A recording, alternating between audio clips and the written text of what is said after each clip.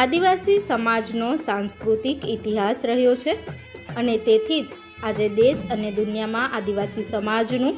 સવિશેષ મહત્ત્વ રહ્યું છે અને આવું જ સવિશેષ મહત્ત્વ છોટાઉદેપુર જિલ્લામાં વસતા આદિવાસી સમુદાયનું રહ્યું છે।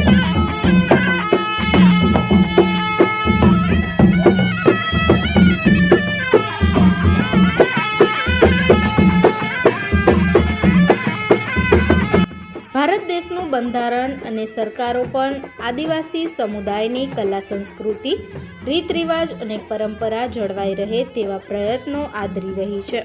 ત્યારે છોટાઉદેપુર જિલ્લાનો આદિવાસી સમાજ સ્વયંભૂ સાંસ્કૃતિક વિરાસતનું સંરક્ષણ અને સંવર્ધન થાય તે માટે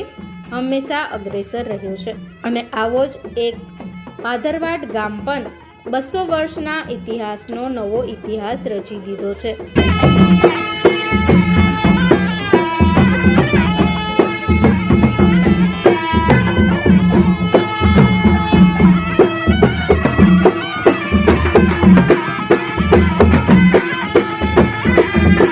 છોટાઉદેપુર પાસે આવેલું ભાદરવાડ ગામ ભક્તિના માર્ગે વળ્યું હોવા છતાં ગામની એકતા જળવાઈ રહે, ગામના દેવી દેવતાઓ અને પૂર્વજોના આશીર્વાદ ગામના પશુ પંખીઓ બાલ બચ્ચાઓ પર વરસતા રહે અને ગામ લોકો સાજા માજા રહે, ખેત ખલિયાણ હર્યા ભર્યા રહે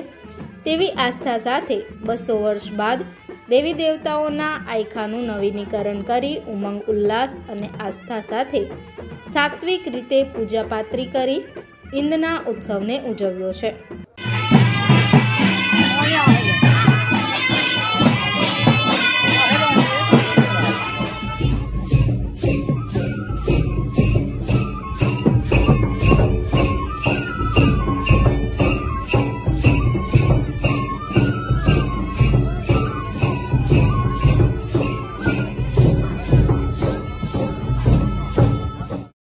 ભાદરવાડ ગામની સીમમાં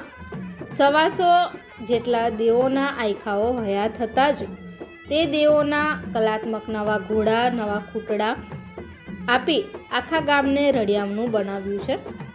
125 દેવી દેવતાઓમાં છોટાઉદેપુરના રાજવી ફતેસિંહ મહારાજનું આયખું આપી